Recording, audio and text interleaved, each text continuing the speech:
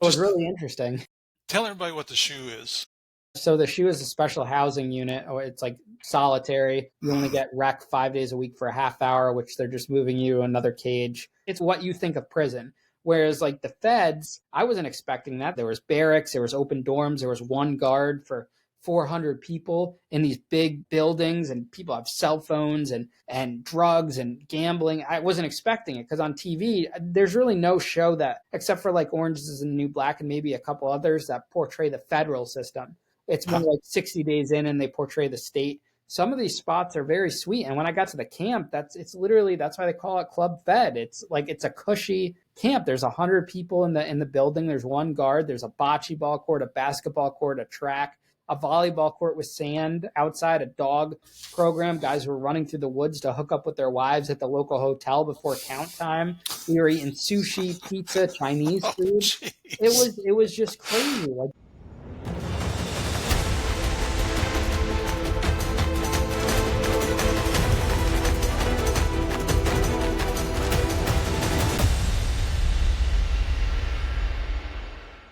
Hey, everybody. Welcome back to the next episode of Game of Crimes with Murph in the morning. Thank you so much for coming back. Still not sure what's wrong with you people, but I do appreciate you coming back every week. And just like we always do, we bring the best guests on here of any true crime podcast that's out there. There are some competitors, but none match up to Game of Crimes. At least that's Murph's opinion. And it's Murph's show. So that's the opinion, right? Anyway, occasionally I'll bring a guest on the show that might have stepped over that little thin blue line we talk about all the time. And that's today's guest. And this is Ian Bick. You're looking at him here on the screen. Ian, welcome to the show. Thank you for having me, man. It's a pleasure to meet. You as well. And I got to tell you, this was kind of odd how we met. We met through a common friend, Christy Schiller. And if you remember Christy, she was a guest here on Game of Crimes on episode 43. Back in April of 20, she was that good-looking blonde we brought on here, the former Playboy playmate who, because of her experiences in life, created a couple of programs that are still kicking butt today. She got involved with the K-9 program. She created what she calls K-9 for Cops and K-9s for Kids. And the K-9s for Cops, she raises funds, has dogs trained, and then donates them to law enforcement around the country. And I think she's even had one internationally, which is fantastic because that's an outrageously expensive item for smaller departments that don't have large budgets. But then she took it a step further and created K-9s for Kids, in which they put protective dogs within our schools. So just think the world of Christy. She emails me every once in a while with some ideas. I love it. When I've got questions or I need special advice, I can call her. So she's just become a really good friend. We hope to get to meet each other someday. But Christy sent me a message and said, hey, you need to talk to this guy, Ian Bick. He's interested in bringing you on his show. And I thought, okay, let me look him up. And I did, and it's successful. He's smiling over there. You can see, look how young this guy looks. I'm up here older than dirt. I got this young kid in here I've got grandkids almost as old as this guy. Not really, but it sounds good, right? Yeah, close enough. But so Ian and I got to talking just on the phone back and forth about setting up dates and times. And I had looked him up online to see things about him. And as we spoke, found out he had a little bit of a jaded past that he's willing to talk about. And listen, I'm not here to throw aspersion on anybody. I don't run this show as a I got you kind of thing. This is about people coming on and telling their stories, right? And so Ian's willing to do it. I love the fact that he did. Ian, thank you very much, sir. I can't thank you enough. You may never talk to me again after today, but we'll see how everything goes. So that's how we ended up being here today. Ian is, as I said, a successful podcaster, a successful entrepreneur.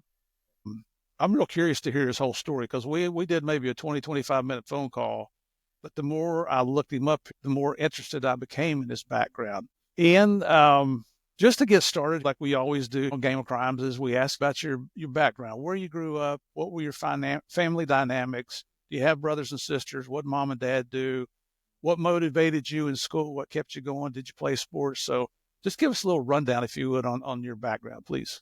So I was born in New York City, but my parents relocated us to my dad's old childhood summer home that they took over from his parents. And we grew up in this Jewish gated community called Lake Wabika in Danbury, Connecticut. Have a brother that's 4 years younger. My mom was a paralegal turned massage therapist and kind of stay-at-home mom to raise the family. And then my dad was a New York City public schools teacher, educator, administrator, and then he became a caterer.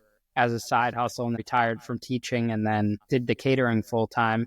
And we got to grow up doing some cool things, like going to the Harry Potter premieres because he did that. He used to cater for Bill Clinton, a bunch of the Rolling Stones, some really cool events. And we would, middle class family, go to family vacations every year. Always had a dog, family game nights. We were raised Jewish and Christian, so we'd celebrate both my parents' sides of the family holidays. I'm close, kind of like with extended family, and yeah, it was a good family. I got bullied a little bit in high school or in elementary school because of my weight, so we went to public private Montessori school, me and my brother, for like 2 or 3 years, and then I went back to public middle school and then public high school. Never was really athletic.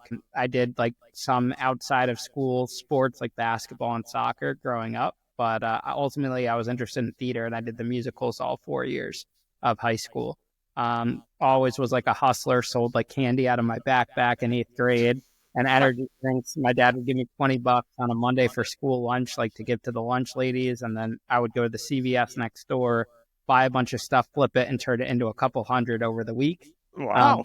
I always did like the lemonade stands and candy stands outside the house to raise money for like the new Xbox or the new Wii, and had my first job when I was 15. But before that, worked catering with my dad kind of on the weekends, and always kind of had like that hustler entrepreneurial mentality. Wow. Where do you think that came from? Definitely my dad. My mom is not entrepreneurial at all. She almost had a heart attack when I said I was going to college. And she never really understood entrepreneurship, kind of not until really like recently when she sees the success I'm having now. But I think me not going to college was hard on her because her whole family was all, you got to go to college. And even my friend group at the time, back then, it's a lot different now, but you got to realize that the only big entrepreneurs that the world was talking about, like in the start of social media, was the ones that created social media, like Mark Zuckerberg and all of those guys, Elon Musk, and that was very limited back then. There wasn't social media, so there wasn't more people talking about not going to college and being an entrepreneur like you'll see on like TikTok or social media today. So all my friends were trained in their minds from middle school. You got to get good grades here. You got to get good grades in high school to get into a good college and have a good job.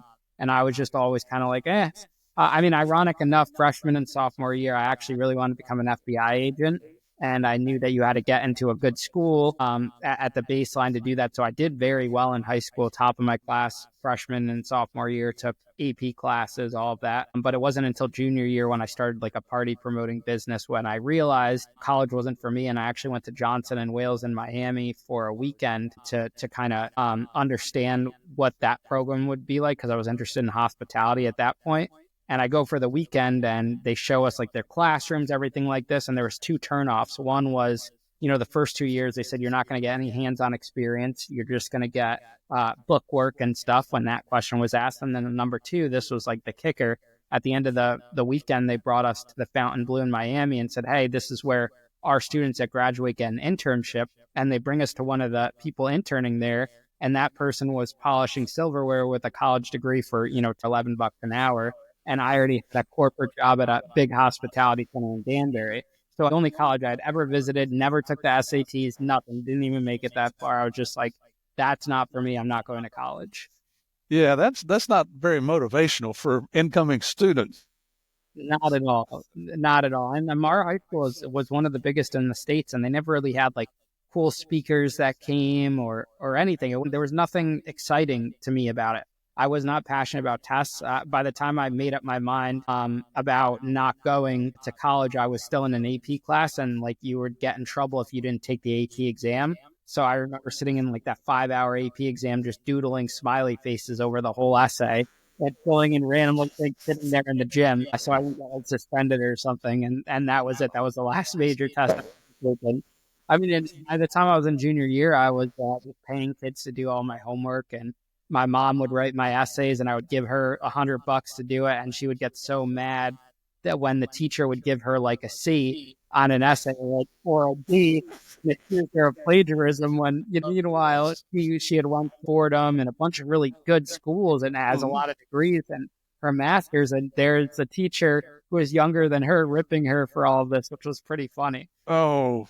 And back then there was no ChatGPT or anything, so you could it was wiki something just for the book. So you'd read it in the notes because I had no interest in reading the whole book. Yeah. That was kind of like my life later on in high school. I graduated a semester early. They failed me by like half a credit, so I had to get a lawyer and take them to court over getting my diploma. And we ended up settling for going to summer school for 2 weeks, and then I finally got the diploma. And I wasn't Un- able to walk at graduation. Unbelievable. What was the holdout there? I mean, what was the discrepancy? So at that point, I was running like a party promotion business and doing like a lot of club nights and stuff, and also having a lot of house parties at my parents' house. And the administration kind of really turned against me. I went from being like the whiz kid doing good charity events, hosting school dances, being the vice president of my class, to like senior year, I was the black sheep. They didn't like the music, they didn't like the drinking, they didn't like the girls grinding on guys. They didn't what it was becoming. And they just outcasted me. A new administration came in. It got like very political and they pushed me out. So I was like, that's it. And we kind of had a falling out in that regard. The high school administration pushed you out. Yeah, the high school administration was a new principal that came in that didn't like me. And he was a long term, like assistant principal. And he was just very uptight about everything. And what really ruffled his feathers was one school dance I did. I didn't have the DJ edit out the swear words in the song. It was like unedited, and he just lost it. And ever since then, there was beef. Why was he so concerned with your personal life? I think just because it was overwhelming the school, like we would take flyers, and when the bell rang, because there were thousands of kids in the hallways, each bell, we'd go to the top of the staircase and pay promoters to just drop the stack of flyers down, and it would flood the flyers. And everyone would always talk about an Ian Bick party, or did you go to this or that? And they just didn't like that. They didn't like the strength of everything, and they didn't like that there was association with underage drinking and smoking and all of that. How did you ever get raided? I mean, how do you handle that? Because it is underage drinking. No. Oh, so at the club when I was promoting it, we never served alcohol at the club. When I was a promoter, kids would come drunk. Gotcha. Yeah, they would pregame. They would go to the cool parents' house and say, "We're sleeping over at so and so's house," and they would be dressed in sweatpants and stuff and have backpacks. And then you would see all of these girls literally stripped down to nothing in the alleyway, stuff it all into their backpack, and then go into the club. And then when I was doing the house parties, looking back on it, we were really lucky. Like no one got into it. There was no Ubers back then. We were all make sure no one would drink and drive, and my parents had no idea we were like passing out alcohol in the patio in the back. But we were really lucky because there was towns over where someone would die from drunk driving at a young age and this and that. So we got lucky looking back on it. So were your parents home when you were throwing these house parties? Yeah, so we would wine and dine them upstairs, and I had a bunch of seniors and upperclassmen that would work for my dad and were close with my parents, so they would distract them upstairs. But my dad would always walk the yard because it was a big yard, and he would confiscate liquor bottles he saw or anything like that. It wasn't just like a free for all. And eventually they would get like a big party wedding tent that we would rent and put a dance floor and a DJ and a porta potty because these like parties were getting so big. And then by senior year, they were like, enough is enough. You got to take it elsewhere. And that's why I started renting out a local nightclub to do these events. Wow. Did people pay to come to the parties? How are you making money to afford all this? So at the actual house parties, I had a job at that point working for this corporate center. So I would buy like chips and stuff for the dollar store. Everyone would bring their own booze. And we would charge like $5 a solo cup if you wanted to drink. That just covered expenses. But when I started doing the actual teen parties, that's when it starts to become a business because you're charging 10, 12, 15 bucks to get in. You get 1,000, 1,500 kids there. I mean, there were nights I was walking out of there with 10 or 15K cash after expenses. And that's me 16, 17 years old.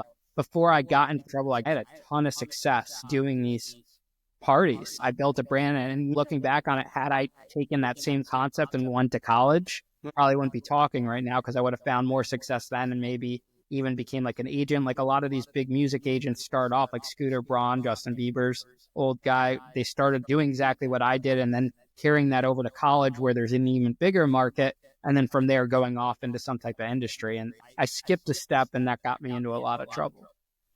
Yeah. How did you come up with the concept originally to make money while you're in high school doing this? So I did a school dance for charity. I had started this campaign called Fight for the Homeless, where we sold like those Live Strong looking bracelets for $1 a piece. Me and my friend had gotten into some trouble foaming these cars, the president and vice president's house of my neighborhood, because he had banned golf carts and paintball guns and stuff and was like targeting us. So we took insulation foam and it kind of dripped down the side of their cars. And we got caught red-handed.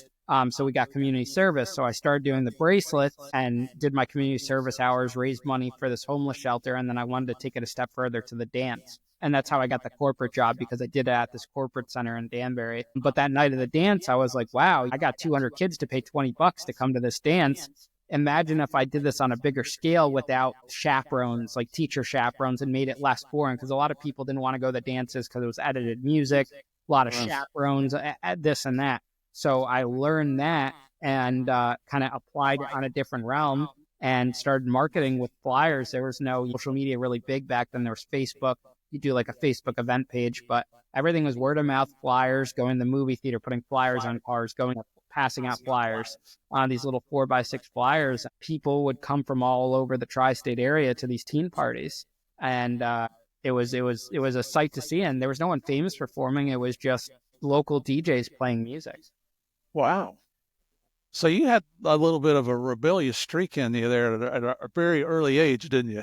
Yeah, I think I've always been like a kid where if they were like, you can't wear flip-flops to school, I would wear flip-flops. I started a backpack petition because they literally banned backpacks at the middle school for overcrowding. Like you couldn't bring a backpack into the school, which I thought was silly. So whenever someone told me no for something silly, I would do the opposite. Even now, I don't like necessarily being told what to do. I know how to follow rules, but there's always that part of me, and I think that passes to entrepreneurship in the way when you're an out of the box thinker or thinking on your own, you kind of do your own things. I just know the difference between legal and not legal now. Like certain things will frustrate me. To give you an example now, our neighbor downstairs had called the building inspector on us instead of handling it civilly, just to say we were making noise, and they thought we were building something upstairs without a permit, which we weren't. And the old me probably would have done something to retaliate against her, but now I just let it be. So Not worth it. It's not worth it. The more I just be me, the more it pisses her off anyway. So it works out either way. Yeah. Those were the type of situations I was getting in back then. Would you consider your parents disciplinarians as you were growing up? No, a lot of people say my dad kind of enabled me, and I think they just gave me a lot of independence, and I was able to do a lot of things. And I also got into trouble because I never told my dad anything, and I kept him out of it, which in hindsight is probably for the better, because one, I learned a lot on my own, and two, he never was involved with any of it. But they gave me a lot of free reign, which kind of borders the line of enabling, but I wouldn't take any of it back, because I learned everything I learned now, and it's cool for my dad to see the success I have now. He comes to the studio, and he kind of sees everything in action, which is cool. Yeah. I know when especially when our daughters were growing up, because they're considerably younger than our sons, we were always on the lookout for the party parents. The fun parents is what they called them, I think, back then. You live in these subdivisions, and they're always around, and then you try to keep your kids away from that kind of stuff. But it's also different because you were in law enforcement too, so you were even higher on the thing. Yeah, and for good or bad, the other kids knew who I was as far as being a cop. And we had one incident, just a side story here, and we lived in one of the suburbs of Atlanta, and our oldest daughter went to a party at a girl's house, and we had keywords set up with our kids so that if they got in a situation where they weren't comfortable, they would call and say, "How's Granddad doing?" or something like that. Granddad was already dead. So we knew that was a code word to come and get them. And that happened one night. So I went, and my daughter was already walking. A couple guys were walking home, and I picked them up, brought them to the house. They went downstairs, watched movies. We fixed snacks for them and sodas and all that kind of stuff. And they played games. And apparently afterwards, the party got raided.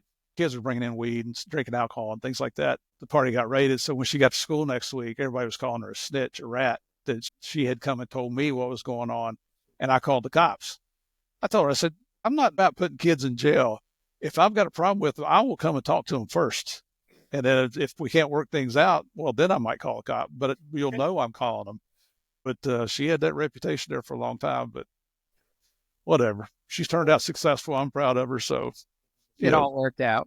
Yeah. And some people just want to put the blame on everybody else. They don't want to accept responsibility for anything. So now you've got this business going in high school, and when you turn 18, I'll let you tell it because I don't want to spoil it here, but you got involved in a business that just shocked me at 18 years old. Yeah. So in my mind, you go from club promoting local, no acts. The next step up is, in my mind at the time, was going to concerts. with big acts. My first big act I ever booked was Big Sean. He still is a huge rapper, but at the time he was even on top of it. Just won a Grammy, all of these things. And in my mind, I wanted to be like that next Scooter Braun or big agent or big concert promoter. And really, my downfall was that I was good at raising money, but I based it off of a guarantee. I was so confident that these shows would work out because the concert industry costs a lot of money to get these shows on. These shows cost, these arena size shows are 100, 200 grand. A smaller show could be 20, 30, 40, 50 grand. And what I found was I went off and started to raise money. And I found a contract on LegalZoom or Rocket Lawyer or whatever. And I started showing it around to friends and family. And keep in mind, I had friends invest a couple $100 to get supplies for the nightclubs, and they would get like a couple $100 back. So people knew I was successful in making money.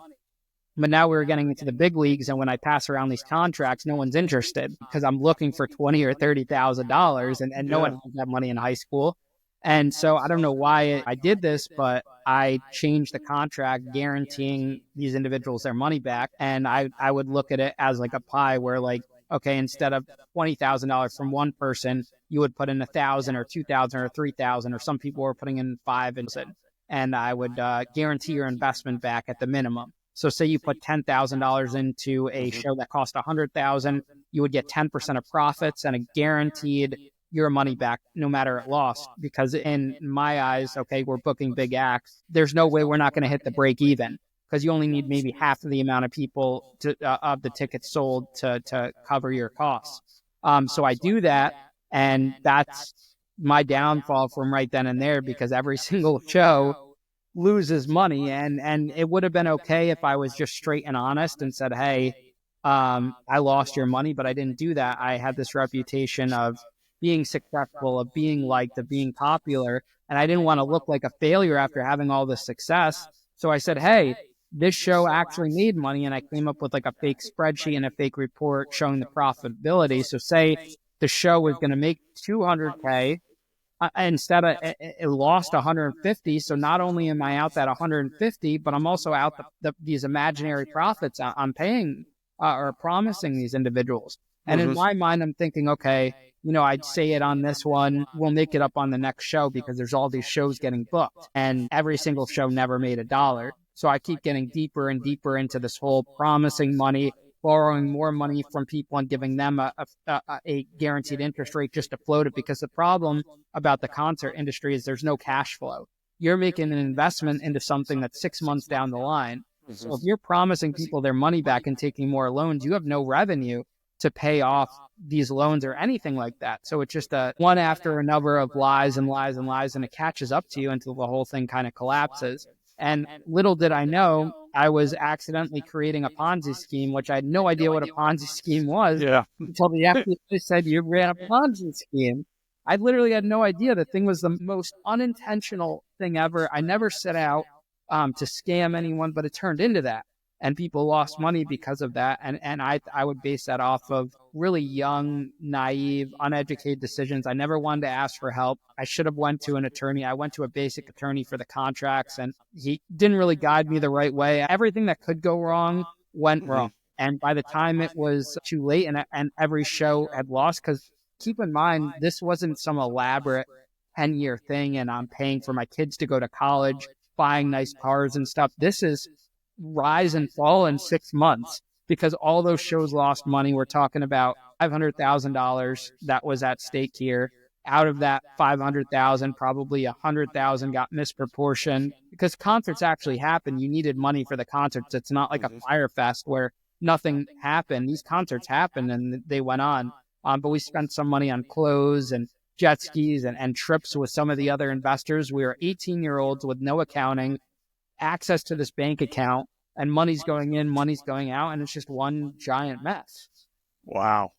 It sounds like you got some Murphy blood in you. If anything can go wrong, it will. Yeah, it definitely went wrong. And I look back on it and like, if what would have happened if every show was a success, So it happened. I wouldn't have what I have now, I wouldn't have like this business. And in the end, I guess I kind of got what I wanted and set out. I just had to learn a lot, spend some time in prison and be in debt. But I look at the debt I have now as that was a Yale or medical school or a Harvard college thing, paying the restitution now. It's down to like less than 350,000. So most people have that in medical school bills. And you say this happened over a 6-month period? Is that right? Yeah, so we started raising the money in May or June 2013, and by December, the cops were investigating me in 2013, and I was $1.2 million in debt with the promised interest because we were promising people interest. So a lot of that was imaginary. At the end of the day, the final restitution amount was like 494,000 was the out of pocket from investors. When you say investors, are these friends or are these professional investors? No, these professional investors in the sense where there would be some kids that had money whose parents were savvy in business, owned real estate and stuff. I think the most amount of money one individual, so there's one individual who was my age or a year older who had won a big lawsuit against New York Sports Club. He had given me $250,000, but otherwise everyone else was, I think one person put up 70,000, and then everything else was small increments of $5,000 to $20,000. But this really got fired up because that one $250,000 investor guy goes to the cops and says, hey, I'm out all this money. Ian Bick is the one that owes me it. And in the papers, the Connecticut News Times is saying I'm a whiz kid. I just opened a nightclub. All of these things, kind of like smoke and mirrors. So in the cop's eyes, if there's one investor for 250,000, there's got to be millions out there. Come to find out, there wasn't millions out there. He was just the biggest investor. And what was also fueling the fire is I don't think this would ever have been a case if the kids never went to the police, because the parents would have solved this civilly or tried to figure it out or just took it as a loss. Kids my age, friends in high school that had invested, say, $1,000, and they kept re-signing and redoing their investment over and over again. And I was using that as a stalling tactic, where they're thinking, okay, their $1,000 investment is now worth $15,000 or $20,000 in these imaginary funds, and they're thinking that's their life savings and that's everything. Meanwhile, they're only out a couple grand, but in their mind, they're out this full 20. And so they go to the police and they get their parents and they connect all the people together, and that just blew this thing up. Yeah. Well, I know you learned a lot the hard way, but that's a basic Ponzi scheme. Yeah, no, I could back on it, but what it was afterwards, unintentionally, Yeah. we were just putting money into a pot and doing loans. And one of our main arguments is at trial, because I went to trial, was that these were structured as loans. It wasn't like an investment. There was no investment contracts. It was, you're loaning me for X, Y, and Z. The problem became people start testifying saying, oh, well, my money was going to be a loan just for this business and not this business. So that's another element of the fraud too, where everyone's saying it was supposed to be for this and it wasn't being used for that. So that was like the misuse of funds. So it'd be like if I said, hey, Eve, I'm going to take $20 from you and go get McDonald's, but then I go and got Burger King. That was kind of like the argument there. Mm-hmm. Did they sign contracts? Yeah, so they were like these 1 paragraph or 2 paragraph contracts. So the lawyer actually advised me on, which was another one of our arguments. And it was just like, hey, you're loaning Ian Bick's company X amount to be used for business expenses, and you'll get this rate of return, and you're waiving the right to usury because it's a high interest rate. I had no idea that these interest rates were very high and predatory. We were offering a 50% interest rate. I didn't know any of this. I didn't know what was normal and what was not. Wow. Yeah. So, but in the cop's mind, they're thinking I come up with 50% just to hook people in to scam them. I just looked at it as working to raise money. I didn't know. And had everything worked out, there would have been plenty of money to pay off the 50%. Mm-hmm. Yeah, I'm just thinking here, through my old DEA partner and I, we have a speaking business, and we've been traveling around the world for 10 years telling our story. And when we go on tours, like Live Nation will pick us up for various tours around the world. That's your competition, did it, in the concert business? Yeah, I did. We were a small fish compared to Live Nation at the time, but we would get some of their shows routed because I was in a unique spot where when I eventually owned the nightclub, a lot of people don't know that the nightclub, me owning it, came after the feds already started investigating. So it had nothing to do with it. I got into separate local trouble because of the nightclub. I would ultimately get my bond revoked because of the nightclub, but it had nothing to do with the fraud or anything like that. There was an entirely new set of investors. It had nothing to do with the case. That was like my third act in a way in life. But we were in a unique spot in Danbury, Connecticut, where you're 2 hours from Boston. You're an hour and a half from the Foxwoods Casino in Connecticut, so they would get big acts there. And then you're an hour and a half from New York City. So if they played Boston on a Thursday, Shrine on a Friday, Foxwoods, and us on a Saturday, or an off night or vice versa, and then play New York City the next day, we were able to route the shows here and get really, really big acts because of that. Wow. And you just came up with all this on your own, huh? I learned as I go, which got me into a lot of trouble too, because we did a lot of bad deals. All of these concerts failed because of bad business decisions. We didn't know about expenses, never knew about event insurance for like snow days or an artist not showing up. That would have saved me a ton of money. And also, there was too many hands in the pot. So I didn't have the direct connections when I first started out. I had the money to fund it, but I had to go through a middleman who went through a middleman, and it just got too diluted. And there were way too many hands. It wasn't until I owned the nightclub, but was already under pressure of being in debt and investors and the feds and everything, that I was starting to learn how the business really worked. But by that point, it's too late. You can't operate a business when you're in so much debt and you're just bleeding through cash. You can't do it. And when I owned the nightclub, it was no liquor. We were only open for special events 2 or 3 times a month. You have one of those that fail, you're even farther back than you were before. And it's just a very high risk business is what it comes down to. Something I would never, ever do again unless I had money to blow to do like a charity concert or something like that. But I would never, ever invest into a concert expecting to get money back ever in my life. Yeah. When you had the club, did you have investors that funded you to get that going? Yeah, so it was another thing where I got lucky. So when I started the club again, before I took over the club, I had bought like a piece of the front room because the club was divided into multiple parts, and I had sunk $100,000 into there. That was kind of tied into the case because it was a total loss and contractors took advantage of me. When the case started, when the local police started investigating, they opened this club, take the whole part, work out a deal with the landlord to wait on rent and clean the place out and stuff. And I end up finding new investors. And at the time, there was no articles saying that I was being investigated for fraud or arrested. So I was able to raise new money all legitimately. These people invested into the club fair and square, into shows, and lost money fair and square. That's why I was never a part of it. And 8 months later, I actually got indicted where I'm doing these giant acts with the Chainsmokers, Adventure Club, big acts in Denver. And then the article comes out, local Danbury nightclub owner arrested by the FBI, IRS, postal inspectors. And that just brought a lot of attention to the club too. And the whole year and a half going through trial and on bond and sentencing, I was running this club. So that they were constantly sending local police in. They were sending the ambulance in. They were trying to revoke my bond 5 or 6 times for liquor violations. All of this stuff was just coming at me. I'm surprised I lived to tell the tale after all of this. And it just added to the craziness of the story. What makes you think you were lucky to live to tell the tale? Were there threats? Were you dealing with organized crime?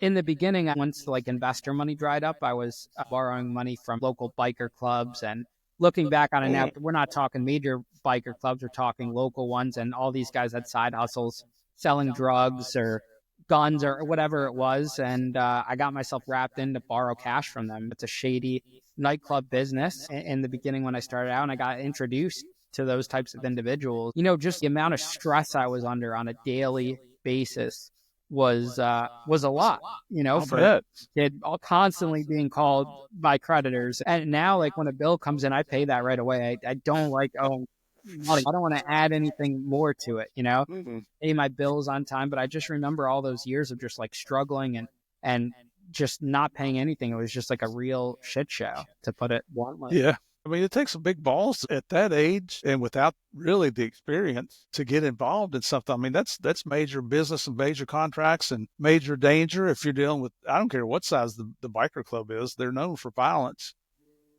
Wow. And when you opened the nightclub, were you still 18? Yeah, I bought it when I was 18, and then I took over the back room when I was still 18, and I ran it all the way through when I was 21, and then my bond got revoked in October 2016, and I went to prison, and that was the end of the nightclub, and it got torn down a couple weeks ago. I was the last owner of it.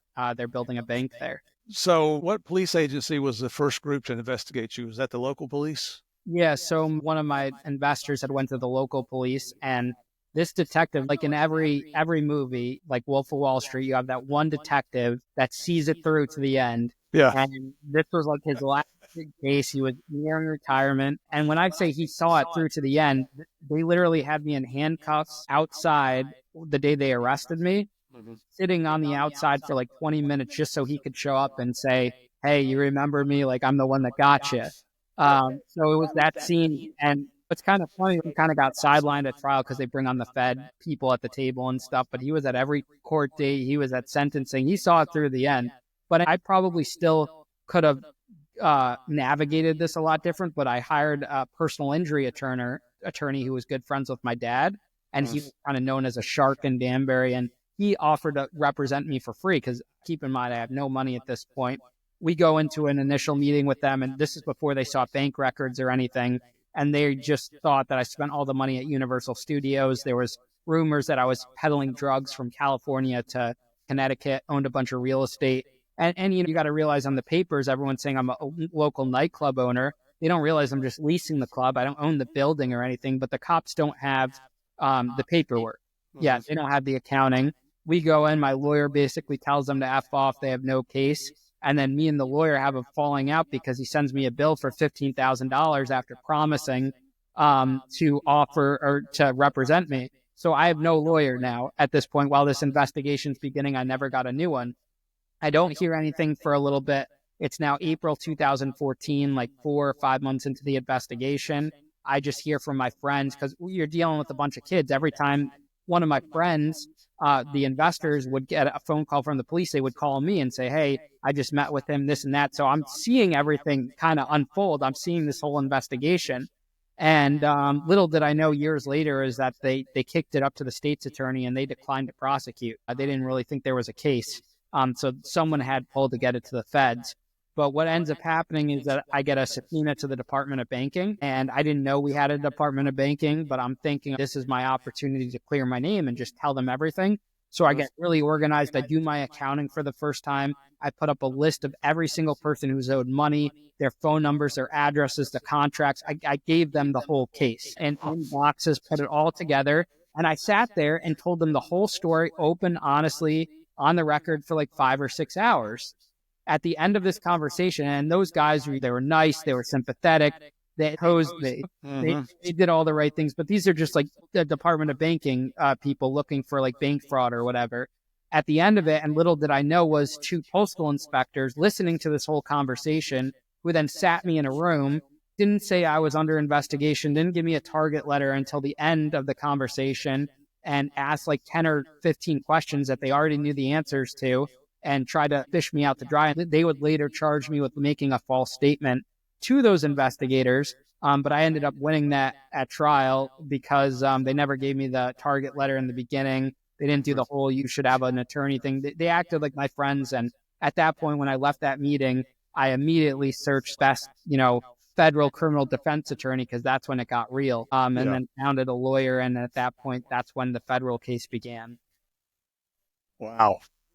How long did from the first time you heard from law enforcement until your charges were filed against you? You remember how long that time period was? Yeah, so it was exactly a year from when the investigation started locally to when the feds indicted me. When I had my lawyer, we had a reverse proffer where we went to the U.S. Attorney's Office at July, a couple months in the investigation. We sat across and they did the whole show of FBI, IRS, everyone, interns, law clerks, everyone in this table. It's just me, my dad, and my lawyer trying to scare me. And then we did some backdoor peddling saying, hey, we'll take a plea deal, but no jail time.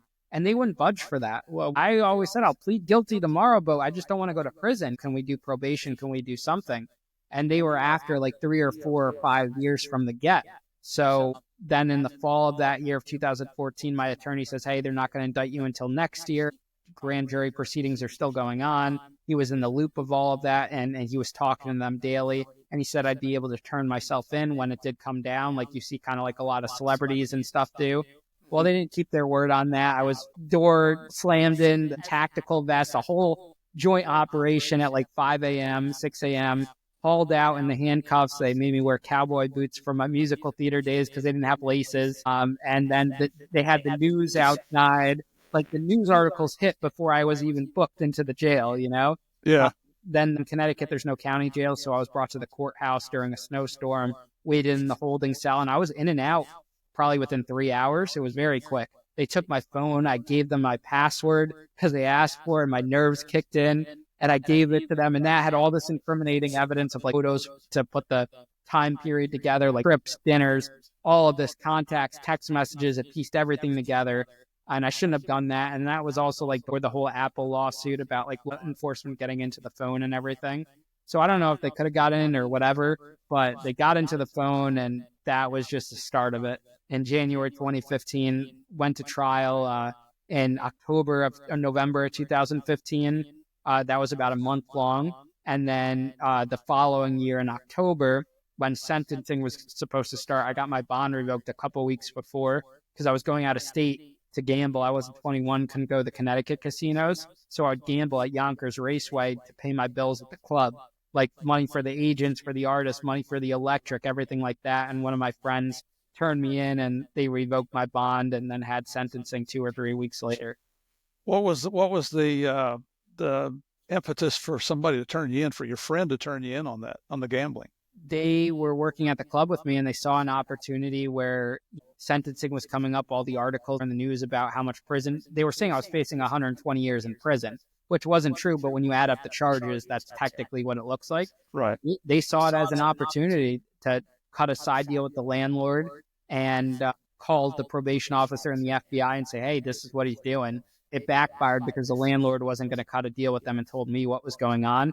And they thought because the feds had lost so many bond hearings, they wanted to actually investigate and do due diligence before they did this. So they reported that in April. I didn't get the bond revocation notice until October after sentencing got pushed. The feds were just going to wait until my sentencing to address all this, but then sentencing got delayed for the 6th time. So that's when the probation officer filed the revocation notice. So no one ended up getting the club, and I was the last owner of it.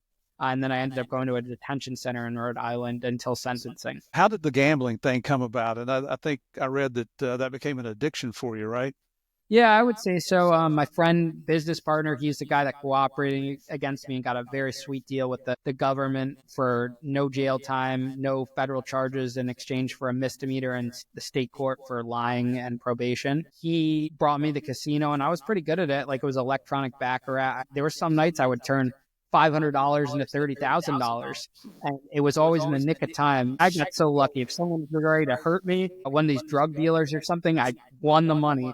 If I was going to get blacklisted by an artist, or if I had to pay the electric bill or anything, I always won, you know? It wasn't until the end where I would just lose and lose, and it would have been better off if I had, that's when like the addiction aspect, like if you add up that last year of losses when I was ordered not, because I had a streak of a year of not going because I was out of state and I wanted to play it by the book. But then I started getting lazy, and I was pressed for money. So after I got convicted, I would turn my phone on airplane mode, take the train, untraceable. Then I started taking a taxi. And then when I couldn't afford the taxi, I would have my friends drive me for less money. And that's what was the nail in the coffin. But if I added up all those losses of like, okay, here's $2,000 from ticket sales, and go to try to win $10,000 to pay this artist, if all those times I went and lost, I would have been better off not going. That's when it really kind of turned into an addiction. But ever since then, you know, I can kind of turn it all on and off. Like, I gambled a little bit in prison. Since coming out, maybe I've gambled like 4, 5 times at a casino if we're out with friends and stuff. I don't sports gamble. I don't do any of that now. And it's very like small sums amounts of money. But I just don't have any interest in that anymore. It just doesn't faze me. What do you consider a small amount of money? If I go now, I would play like $200, $100 on blackjack. Whereas before, I wouldn't go into a casino with less than 2 or 3 or 4 grand. You know, I'm playing with a big bank. I never thought of, okay, I'm going to only go with $500. And if I were to go now, leave the debit card, credit cards in the car, you know, only go with a couple $100. And if you win, you win. And that's it. Yeah. That's what I would spend on a dinner or something. You know, I have friends. I see how bad sports gambling is and everything. I have friends that sit on their phone. Like we were doing when they first made electronic baccarat and stuff. I was getting that itch to do, and I looked at it. You could lose and win so quickly. That's even worse than going to a casino. You can empty everything playing electronically. And I would have friends that would just go on the bathroom at work, and all of a sudden you're out $2,000. I remember when I first started, when I got on one of those sites that gave me the free money or whatever, the free sign up, and I put $100 in, and I made $3,000 in minutes. And then I lost that all. And I was like, you know what? This is not for me. So I didn't do that again. And you go through phases. It's like a drug addiction. You have your relapses, but you know, now I don't do that. Good. I think one of the worst things that's happened most recently is that it has become so legalized. And you get some of these famous, well-known people. I won't mention his name here, but he's got tattoos all over his face, and you can figure out who I'm talking about. Is promoting online gambling. Anything that has to have an organization that they put a disclaimer in there, if you're addicted to gambling, call Gamblers Anonymous or whatever it is. Right there is a bad sign. That means this is probably not good. So, wow, you've been through as much in just a couple years there as most people go through in a whole lifetime, or maybe not even go through this in a whole lifetime. I know. I have so much lived experience and I'm still learning. I still make mistakes in business, nothing illegal, but you make mistakes and you learn, you enter into shitty deals and you learn from that and you continue to grow. I think that's what makes us human. And I'm still very young in this business world. And I finally have something in life that's mine and it can produce revenue. And now I just have to work on getting out of initial deals that I made in the beginning and making it better. That attorney that was a friend of your dad's that agreed to do it for free and then charged you, is he still a friend of your dad's? No, they haven't really talked, maybe here and there, but he had sued me for years because he thought I was hiding the money. And then eventually I think the court ruled against him or whatever, but he got like a judgment for like 10 or 12 grand. Like he was vicious. He spent hours and hours because he was so convinced I was hiding money and trying to screw him, when all I was trying to do was just keep afloat and get through this.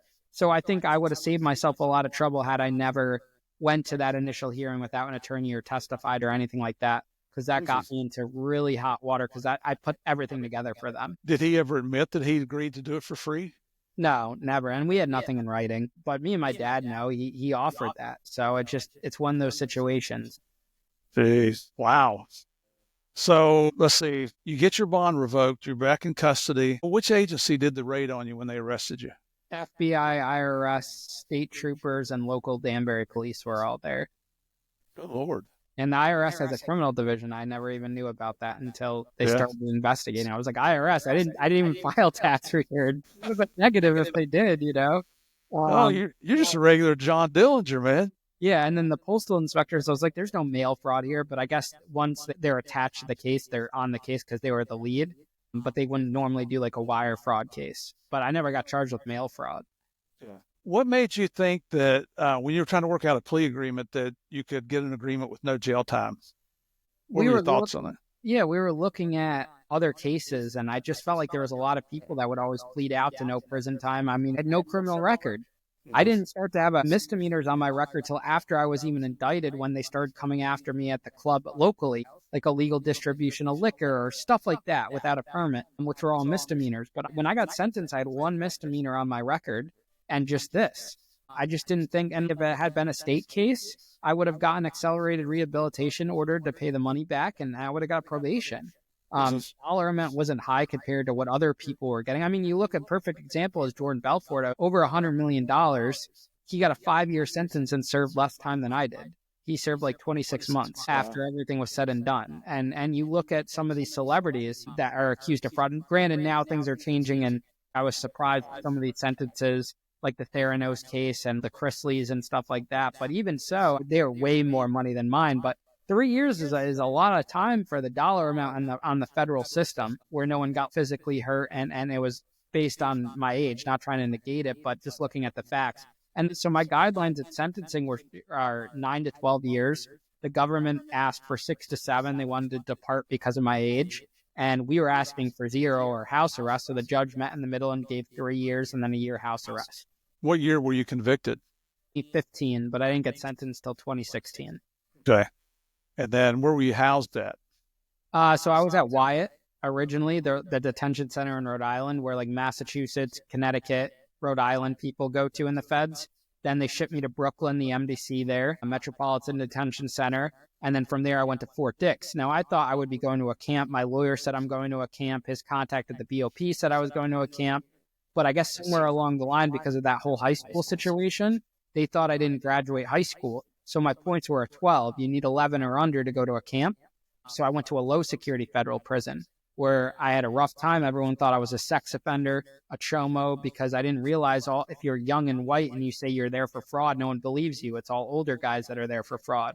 There's rarely anyone there young and white. You got to realize I look young now. Back then, I looked even younger. And I just didn't have a good time. I didn't know prison politics. I didn't know any of that. got taken advantage of by one of those dumb prison consultants that charge you $3,000 to try to get you moved or give you advice, and then ended up getting caught on a cell phone there. So they shipped me from there back to Brooklyn, did 6 weeks in Philly, in the shoe there. And then from there, I went to Danbury, the famous Danbury, Connecticut prison, which Orange is the New Black is based on. And that was my hometown. Like, that was very surreal, riding on the bus, chained and shackled, passing my hometown. And I was excited to be in Danbury. It was a smaller spot. I knew people, and I'd be close to home and my family. And I'm on the yard for a day when the lieutenants locked me up and put me back in the shoe because a guard reported I used to date his cousin and he would come over for barbecue. So it was a conflict of interest. So I sat in the shoe there for 3 months, and that looked like Alcatraz with the bars and the tiers. And I became the orderly in there, and they would call me McLovin or Squints from the Sandlot because I looked like him. And I was there for 3 months. And ironic enough, the guy that was the lead officer working the shoe now lives in my apartment building because the federal prison's 5 minutes down the road from where I live now. And if you go to the local deli at 7 Saturday morning, you'll see all the guards there before a shift change. So it was really interesting. Tell everybody what the shoe is. So the shoe is a special housing unit. It's like solitary. You only get rec 5 days a week for a half hour, which they're just moving you to another cage. You're stuck in it. It's what prison is. It was what you think of prison. Whereas the feds, I wasn't expecting that. There was barracks, there was open dorms, there was one guard for 400 people in these big buildings, and people have cell phones and drugs and gambling. I wasn't expecting it because on TV, there's really no show that, except for like Orange is the New Black and maybe a couple others, that portray the federal system. It's more like 60 days in and they portray the state. Some of these spots are very sweet. And when I got to the camp, it's literally, they call it Club Fed. It's like a cushy camp. There's 100 people in the building. There's one guard. There's a bocce ball court, a basketball court, a track, a volleyball court with sand outside, a dog program. Guys were running through the woods to hook up with their wives at the local hotel before count time. We were eating sushi, pizza, Chinese food. It was just crazy. Like, this is what's happening. But people don't really see that aspect of it. Wow. I mean, we all hear about it. I've never even been to a camp, to go question people. I've questioned them in penitentiaries and so forth. But yeah, it's just a different ball game, and it almost kind of makes you wonder of, like, is that good for rehabilitation? I know they're closing down a lot of the camps now and stuff. And if I was there during COVID, I would have gotten released on home confinement. But I got out a year before COVID, and I also got a year. I was just getting out just when Trump passed the CARES Act. So I didn't benefit from any of those programs. The time I was in the system, all those electives and special classes didn't help you with anything. There was really no incentive to stay out of trouble. They weren't helping you rehabilitate or anything. It was a lot. And there were so many people there just in violations. You mentioned you got caught with the cell phone. What do you mean by that? You're not supposed to have the cell phone? No, you're not allowed to have cell phones. You could buy contraband cell phones from inmates. It's a big hustle. Guards bring it in, or if you're at the camp, they get smuggled through for anywhere from $100 to $3,000. And it's actually pretty funny. I personally didn't get caught with the cell phone, but what happened was our room got raided, and they got into the phone, and then on the video, it shows me and one of my other bunkmates wrestling, and I'm like getting choked out on the floor. But we were just fooling around. It was fun, but these guys recorded it or whatever. They saw the video. And so they locked me up under investigation in the shoe along with the rest of the room. So they asked if I needed to be put in protective custody and shipped out of there. So I'm like, hell yeah, get me out of here. Because everyone was picking on me and trying to extort me. These guys, at the time, Obama had changed the drug laws and was bringing people who had like life sentences down to 20 years. Mm-hmm. So a lot of those guys became eligible right off the bat to go to a low and transferred right away when their custody changed. So those dangerous individuals, some of them were coming to this prison and saw a young white kid running around on a cell phone or playing dice or gambling, and they didn't like that. So they tried to start extorting me. So I was like, get me out of here as fast as you can. And I used it to my advantage. Wow. You mentioned another term, chomo. Can you explain that to us? So in federal prison, a chomo is a child molester. So anyone that has like a sex offense charge. And it just so happens that most of the chomos in federal prison are white guys, and they wear the black framed glasses, which is what I had on. And a lot of those guys use fraud as a cover, saying they're there for fraud, because that's your typical sentence. And also in the feds, there's barely anyone there that's under 21 unless they're there for a RICO case. If you pull up the stats, there's probably very little white guys under 21 there. I met a couple white guys under 21 on a gun charge or, like I said, a RICO case. But most of the time, it's like Spanish individuals or black individuals that are roped up in those big indictments and they plead out to a year or two in the feds as a part of that, and they tell on someone or whatever, and they're just caught up in that. So me going in there saying, hey, I'm there for fraud, they didn't believe that. Most of the younger white people are there for child sex offender offenses. Did you have to suffer any violence because of that? No, I just got disrespected a lot. They made me sit at like the chomo table when I first got there because I didn't have my paperwork. I didn't know what paperwork meant, like your sentencing transcript to show you're not a rat or a chomo. Yeah. So there was that. I got my glasses slapped off my face. They are not at the lows. They're not necessarily violent. They carry around knives, and you hear one-off things of like a guy getting locked in the sock. But most of these people don't want to do real actual violence because they don't want to get kicked out of that spot. If you're there on a 20-year sentence, you just worked your way down from a pen or a medium, which is very violent. You don't want to go get jammed up and sent back there. You want to enjoy that. So they'll do like things like you just slap you or stuff. So if they do a knuckle check, like you don't have like any marks on you, or it's a lot of all talk. They'll bully you is what it is. It's like you're back in high school getting bullied is what those prisons are. And then when you get to a camp, there's none of that there. There's no politics. Sex offenders or violent offenders aren't allowed at camp, so you don't have to worry about that. And it's much more chiller. You have a lot of people that testified.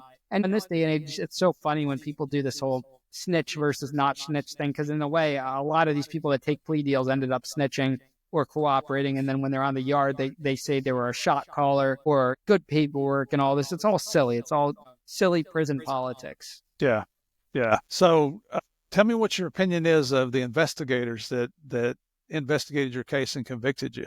You got some hard feelings? I think I'll always have hard feelings against that initial cop because I just felt like it could have been handled a lot differently.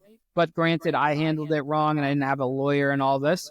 But what I learned about it, and it really hit me when I started interviewing federal officers and detectives now, is when I got arrested, I was in the car with the IRS agent and the postal inspectors. They were cool guys. They were shooting the shit with me, telling me about drug busts and this and that. We're doing their jobs. And maybe at the time I had a lot of anger, but I think a lot more of my anger was directed towards the prosecutor, to even after all these years still does not like me. He was the one. It's not the cops that don't offer you the plea deal. It was him. And that's when it gets very political. I feel like if I was charged in today's world with what's going on, I think it would have had a different outcome. Even at trial, they thought it was going to be an instant verdict right away, like an affirming verdict. And the jury was deliberating for 4 days and were backed up against the wall to Thanksgiving. And they had passed notes saying we can't reach a verdict. They didn't want to come back after Thanksgiving. And the actual head U.S. attorney for Connecticut goes to my lawyer and says, why are we even here? Like, why are we spending all this money on trial? Why didn't he just take a plea deal? Looking back on it now, and the U.S. attorney and the IRS agent lead was in the documentary, and that was almost 10 years after that came out. They still had so much hatred for me. So if you ask them now, they still have hatred, and they look at me as like this Bernie Madoff con man. At this point, what can you say? I'm paying the restitution. I'm paying more. Like, I interview a lot of fraud guys, and they'll pay pennies on the dollar or duck their restitution. You know, I'm putting my money where my mouth is and actually paying it. And I would love to have them on the show. I'd sit down with them, and I have no bad ill will towards law enforcement or anything. I love the conversations with law enforcement. I have a lot of respect for them. And I think that's what makes my prison channel a little bit different than others, because we have those individuals on too. Mm-hmm. I want to ask you one question that might be a little uncomfortable. And for our listeners, just so you know, I asked Ian before we started, is there anything off the table? Because I'm not all about putting him in a corner here. And if you're not comfortable answering it, just tell me, and there's no hard feelings here. But do you accept responsibility and understand that you committed a crime after all that's happened? I know it's bittersweet, but what's your feelings? I say the decisions that I made to lie was definitely fraudulent. I think the reason why I didn't accept responsibility by taking a plea deal, because you was admitting that you intended to set out with this team. That's where I've always differed. Like, I didn't intend to do this. It wasn't in my mind, but it became that. So that's the part I accept responsibility on. Not that I sat out with intentions, but I made mistakes that became criminal in that aspect of it. And I own that aspect. So that's where I kind of always differed.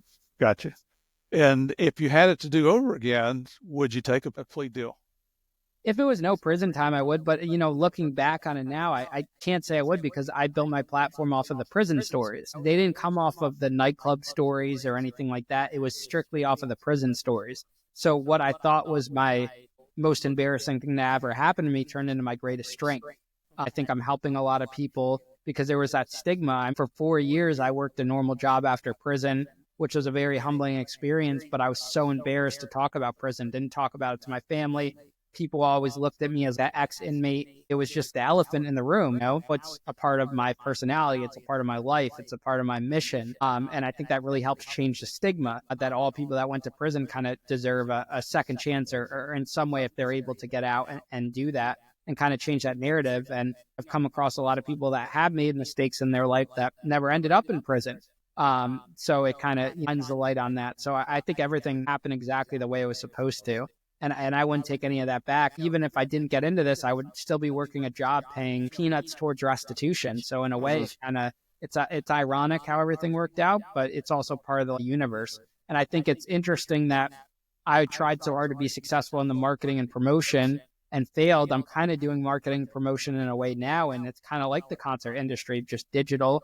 It's pandemic proof, and it's paying back the past. So life really came full circle. I think it's a really cool redemption story on that part.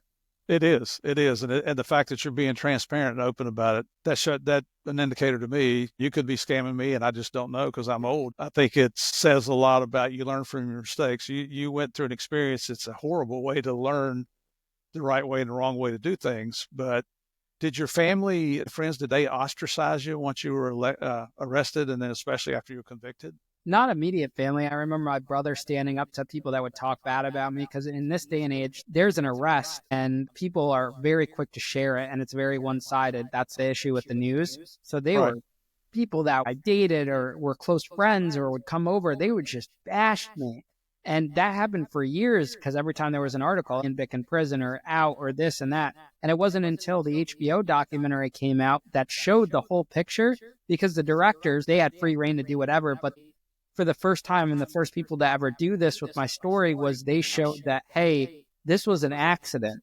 Did it turn criminal at the end? Yes, but it started out with good intentions. And I think the news always portrayed me as I started with evil intentions. He was never your friend. He took advantage of you, and this is what happened.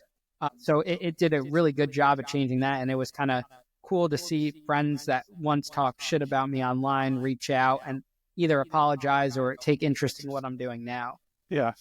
I think we've just become so suspicious as a society. I know, especially in law enforcement, I'm still suspicious of everybody. That's why I checked you out before I ever called you, right? But it's like we used to say, everybody in prison's innocent. Just ask them.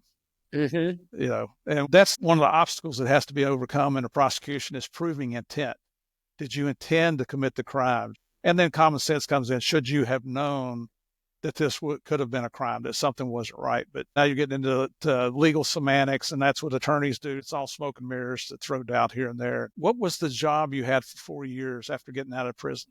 So I wanted to get back in the nightclub industry and stuff, and it didn't work out because you would have needed investors and this and that, and no one was giving me money. And thank God that didn't happen because a year later COVID would happen. So I had worked at Whole Foods for a month right before I got my bond revoked because I was giving all that money on restitution to kind of show good faith that I wanted to pay it. But it was too little too late at that point. I'd already went out of state and stuff. So Whole Foods hired me back and I worked my way up from a hot bar cook all the way up to the team leader, opening up stores with them, running a team of about 30 or 40 individuals. I was making $33 an hour, killing it with overtime, was going to make over $100,000 that year when I left, and got a dog, rebuilt my life, got credit for the first time, got my own apartment, did all these things that even though I owned a club, I was still living with my parents. I was in debt. I never had money, So it was good and a very humbling experience to rebuild that. And in old Ian fashion, I put that all on the line when I quit and took a risk and maxed out all my credit cards and restarted it and took a risk. Only this time it was my own money and not other people's money. Except credit card companies, but that was to start the social media journey. Gotcha. Okay. A friend had convinced me to start sharing my story on TikTok, and my 5th video about solitary went viral. did a couple million views, and I was like, there's something here. And I actually quit my job because an MTV casting producer reached out saying they wanted to cast me in a dating show. And I'm thinking, this is my big break. And so I quit, put in my 2 weeks. And before the 2 weeks were up, they ghosted me and said they passed. But I was not going to save face here and go back to this job. And so I lived off credit cards until I could actually turn a profit with the business. Wow. Man, you are a gambler. Yeah, that was gambling Ian right there. But I also know everyone asks me, because I'm all in on this now, what happens if it doesn't work out? And because anything could happen, all the sites could go down or whatever happens. I'm like, I just go back to, I'm a hustler. I'm a worker. I won't be one of those people that lose everything tomorrow and won't go and get a job. As long as I'm able to, I'm going to go work somewhere. I'll work a job. I'll go back to Whole Foods, do what I got to do. I think work ethic will always get you in the door anyway, you know? And I think there's so many people in life, and especially the guys I meet after prison, that live this high lifestyle.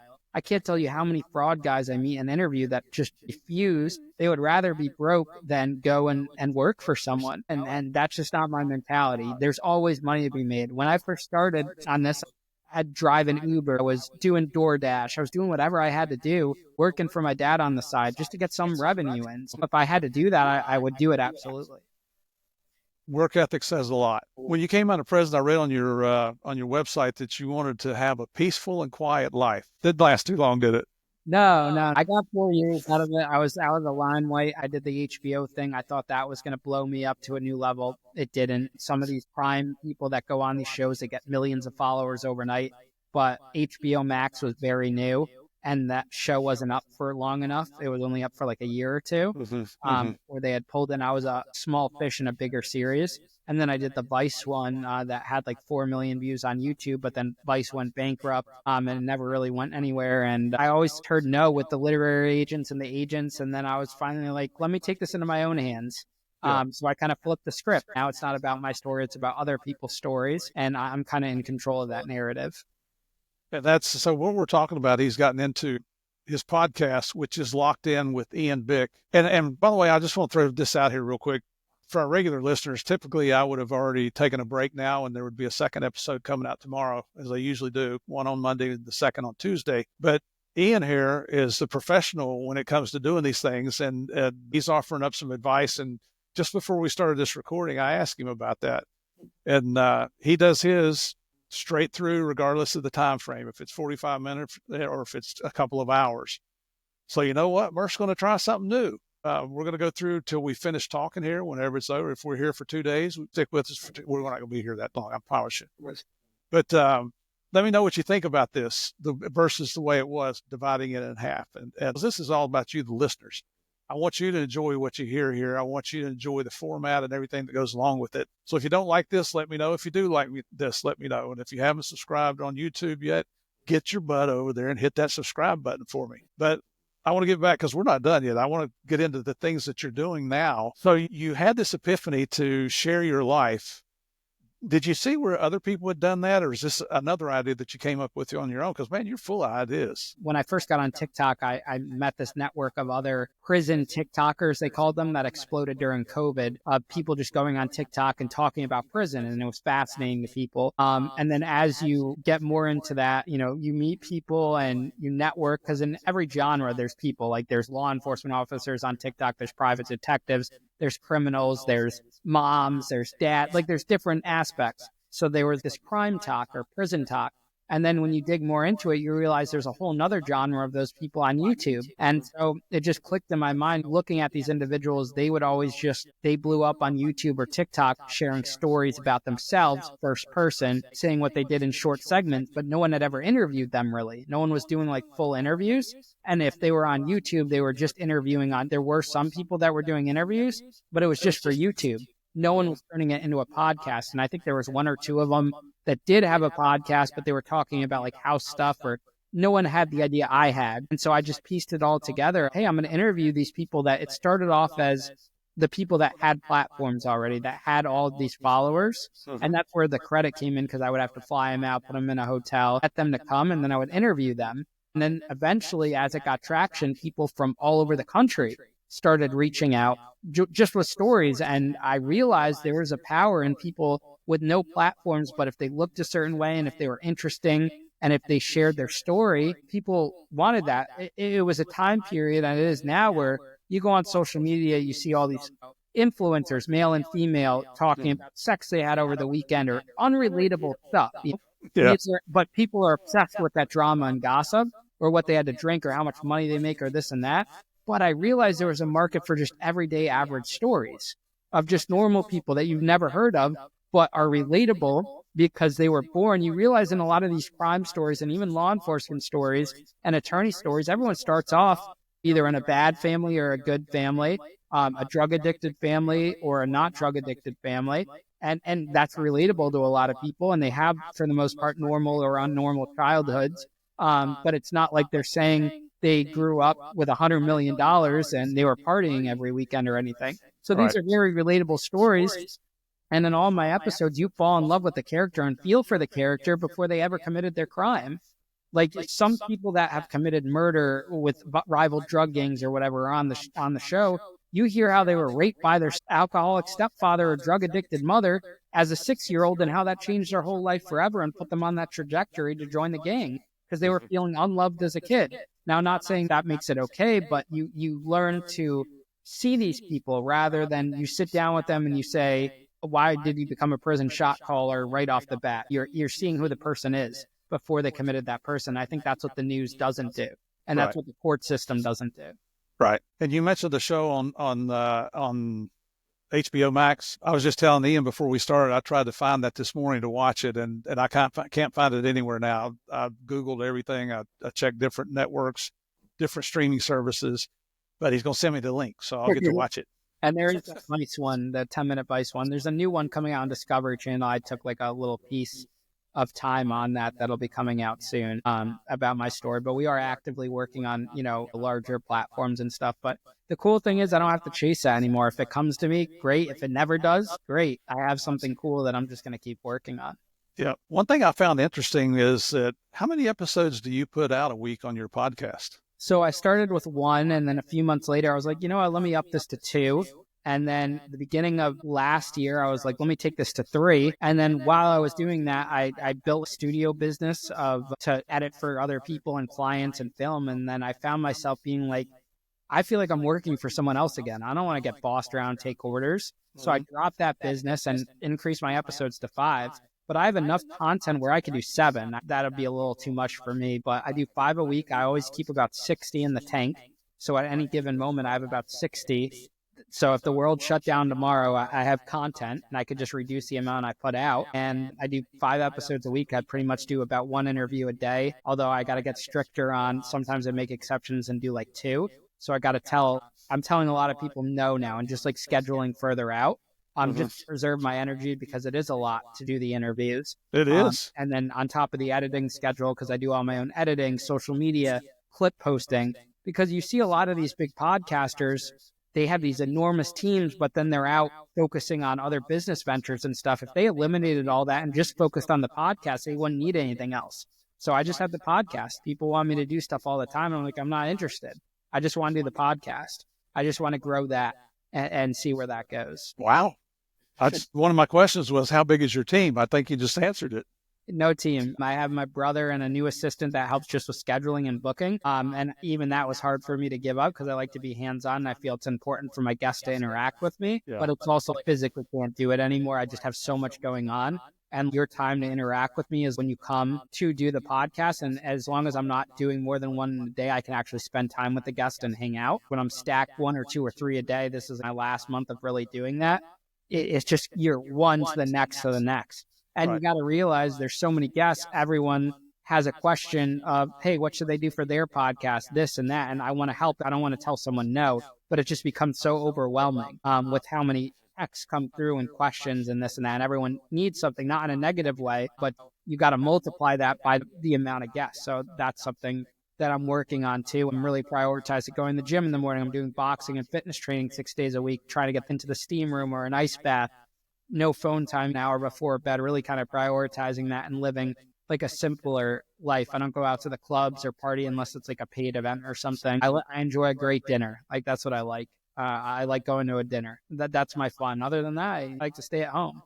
Nice. There's nothing wrong with that. It's amazing. I tell you what, I've done 2 podcasts in a day, a couple of times, a couple of interviews. And when we first started this, we were dubbed as the first long form true crime weekly podcast show. Some of our interviews are 5 hours. That is a long time. Well, we finally realized let's cut it back because we're killing ourselves. This was back when I had a co-host, Morgan Wright was with me, and we cut it back to a couple hours and dividing them up into 2 episodes per week. But doing 2 in a day, you got to do the research. You try to Google as much as you can. You want to find out as much as you can about who your guest is going to be so you don't sit there and look like a total idiot. And if my guest has a book, I'm going to read the book before I have him on the show. As you've heard me say many times, I didn't read this much in college. I got a whole bookshelf of books now. Murph's good with pictures, I tell you, or talking to people. But to do all your own editing and marketing and everything else, it's a full-time job. For those of you that haven't heard yet, my wife has stepped in to start helping me to edit, which has taken a load of work off of me. But still, having a Patreon channel and everything else that you try to do, it's hard to keep up with everything. I sound like a whiny old man here.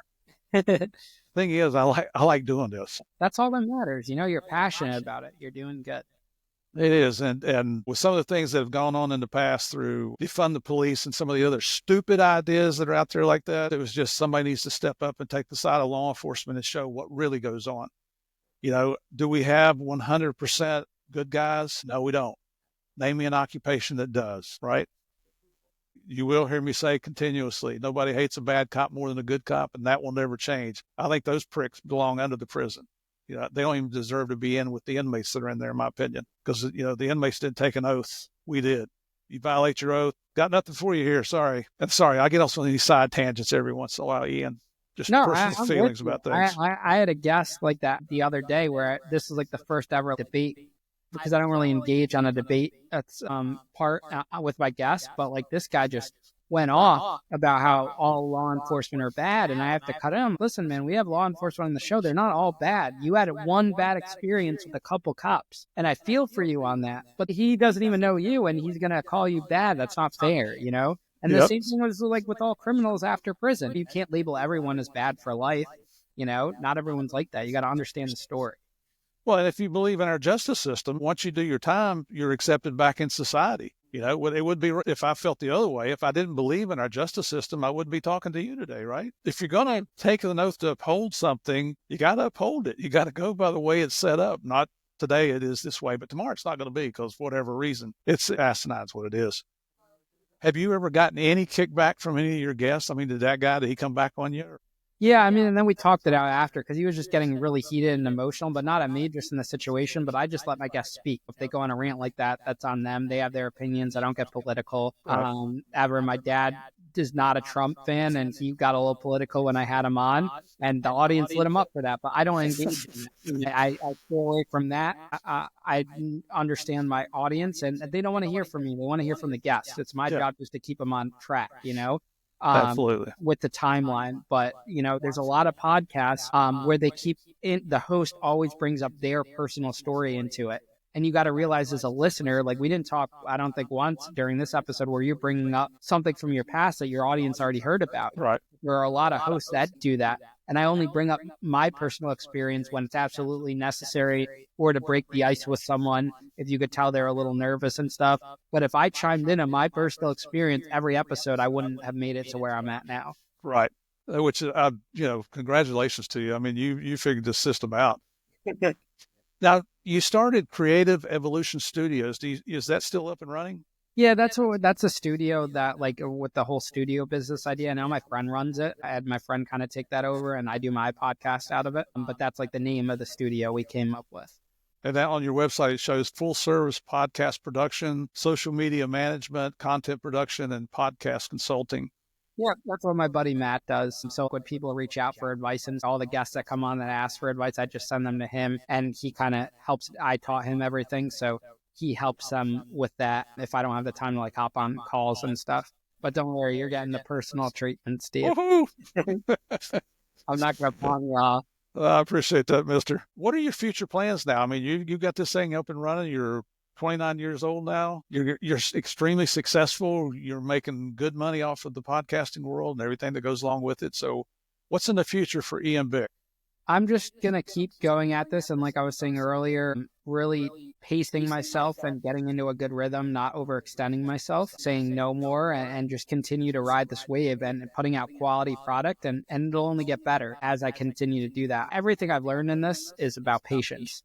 And I'm finally more patient than ever. And I'm not in a rush to get to things. I'm just happy just covering the bills. I want to cover the bills. I want to continue to grow. I want to fix maybe some bad business dealings I've made in the past to grow and get more equity back and grow it even more. But other than that, just keep at what I'm doing, and it'll pay off in the long run. Look at Rogan, look at the biggest podcasters. They had hundreds and hundreds of episodes before they even made it big.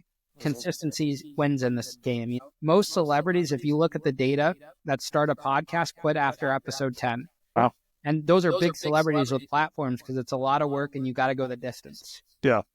Yeah, it's not for the faint of heart, I'll tell you. No, it's a real thing. You have to put out consistent quality all the time, and I've never missed a posting day. I'll take off now for like Christmas and stuff only because we're doing so many episodes. But if you're doing one episode a week, you can't afford to take a day off ever. And some people do that. They're taking off July 4th, they're taking off Christmas, they're doing all these days. And in my mind, that's your one day where your one audience member might want to watch it. It's not there and they find something new to listen to. It's funny you say that because my wife last night, so we're recording this on February 10th. It's not going to come out until mid-March, but yesterday was Super Bowl Sunday. And last night we're watching the game. It's almost over. My wife said, it's the first time in a long, probably in 4 years, you didn't work on the show at all today. I can't believe it. You didn't do anything on the show. And that never happened. It's every day something's going on. Yeah, you do a little each day. I'm getting to a good pace where before a couple of months ago, I was doing all my episodes on a Sunday. For the following week. Now I try to do one every day. So if I spend 5 days doing clips from the night before's episode that came out and doing one episode for the following week, then on the weekends I could BS around. Yeah. Oh, and one thing I want to point out for our listeners is that Ian talked about paying restitution. He is continuing to pay off the restitution that was imposed by the court. Do you want to say what that figure is, or you do not want to say? No, I'm open. I made a clip about this. Last year I paid $60,000. That was like my first real big year of paying. We're down to about $350,000 now at a $390. And whenever I get like a giant lump sum when I get a book deal, that'll go to it. If I get a movie or TV show, that'll go to it because I look at that just as like extra money. And, I was one of those people that when I was working a regular job, I'd only pay like $100 or $200. Didn't really care about it because I wasn't making much to begin with. But when you make more, I'm paying the minimum $1,000 that the judge had ordered, even past supervised release. So that's my baseline. I pay a month every month. And then each year, I think if I could beat what I paid the previous year, I'm in a good spot and on track to pay it off in the next few years. Yeah. So having up to your responsibilities. I like it. Any other parting thoughts, any words of wisdom you want to leave with our listeners?